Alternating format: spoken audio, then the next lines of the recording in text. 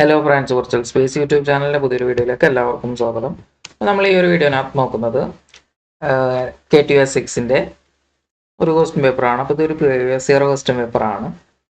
Course code വരുന്നത് MET306 advanced manufacturing engineering എന്നാണ് കോഴ്സിൻ്റെ പേര് വരുന്നത്.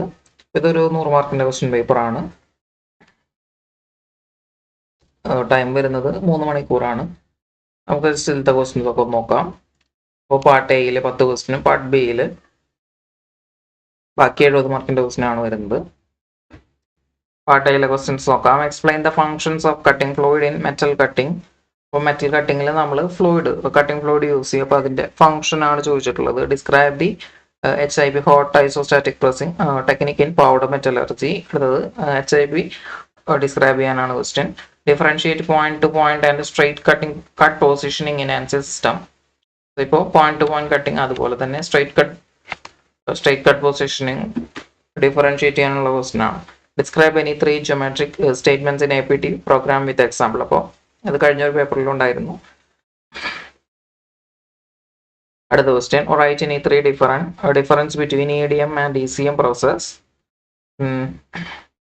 അടുത്ത question, describe the applications of ion beam machining and application. Then EDM ECMന്റെ ഡിഫറൻഷിയേറ്റ് ചെയ്യാനും 2 ക്വസ്റ്റ്യൻ വന്നിട്ടുണ്ട്. അടുത്തത്, explain the effects of high speed friction forming in stress strain relationship of steel.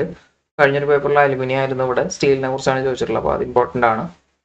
So അടുത്തത്, what are the applications of electromagnetic foaming.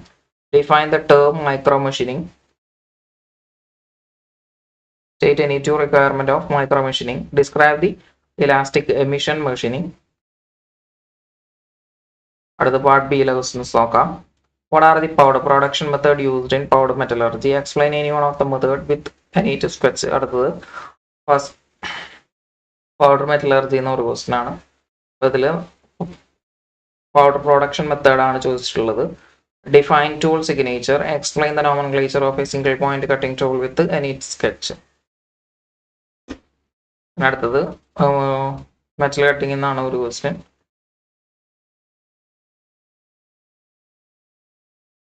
അതിൽ tool signature define ചെയ്യുക, അതുപോലെ തന്നെ single point cutting ടൂളിനെ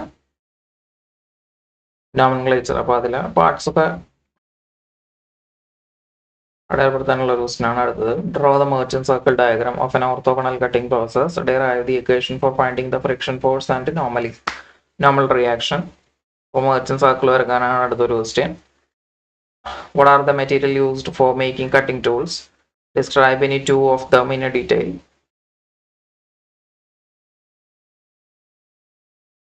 അടുത്തത്, cutting tool ഉണ്ടാക്കാനുള്ള materials ആണ് ചോദിച്ചിട്ടുള്ളത്.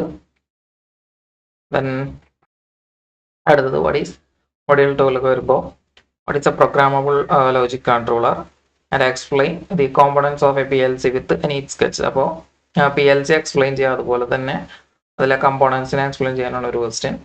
Draw PLC ladder diagram to start a pump. Then after a delay of 35 seconds, open a valve. When the pump is switched off, there should be a delay of 5 seconds before closing valve. Also draw the input and output diagram. So ഇപ്പോൾ ഇതിൽ നമ്മൾ എന്ത് ചെയ്യും, ഒരു ladder programme എഴുതാനാണ് question. ഒരു പമ്പിന്റെ working ആണ്. then അടുത്തത്, അതിന് ഇൻപുട്ട് ഔട്ട്പുട്ട് ഡയഗ്രാം എടുക്കാനുണ്ട്. അടുത്ത ക്വസ്റ്റ്യൻ നോക്കാം. ഒരു ക്വസ്റ്റ്യൻ ആണ്. With a neat sketch explain open loop and closed loop control system in NC machining. Write a manual part program for the given works shown in figure. ഇപ്പോൾ ഇതിനൊരു part programme എഴുതാനാണ് അടുത്ത question. Module 3ലേക്ക് വരാം. Explain the wire EDM process with neat sketch. Also describe its application. So ഇപ്പോൾ wire EDMനെ കുറിച്ചാണ് question വരുന്നത്. അടുത്തത്, describe the process parameter of abrasive water jet machining. Explain the advantages and disadvantages of the process. അപ്പോൾ process explain ചെയ്യാൻ, അതുപോലെ തന്നെ advantage ആണ് ചോദിച്ചിട്ടുള്ളത്. അടുത്തത്, compare the and contrast LBM and EBM processes with neat sketches. Explain the plasma arc machining with neat sketch. അപ്പോൾ ഇവിടെ PAM, LBM, EBM ഒക്കെ ഒരുമിച്ച് ചോദിച്ചിട്ടുണ്ട്.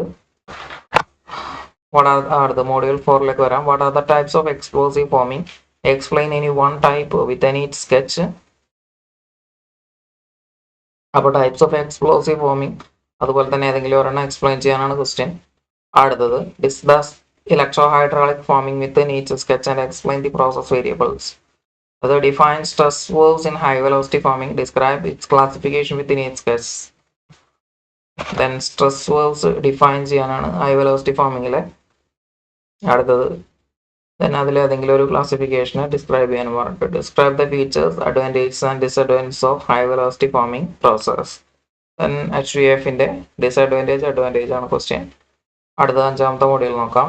വിത്ത് a neat sketch explain the abrasive flow machining, state the application of the processes, differentiate the process of laminated object manufacturing from selective laser sintering in terms of principle, construction and application. ഇപ്പോൾ ഇതിൽ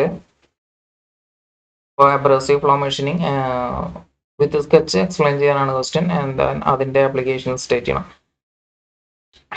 differentiate process of laminated object manufacturing from selective lasers. അപ്പോൾ ഈ ഒരു laminated object manufacturing, then laser sintering, അപ്പോൾ അതിൻ്റെ principle, construction, application, ഇതിനൊക്കെ differentiate ചെയ്യാനാണ് പറഞ്ഞിട്ടുള്ളത്. Discuss the magnetorheological abrasive flow machine finishing with an neat sketch. And what is a fused deposition modeling process? Explain the process with a neat sketch. Write down the application.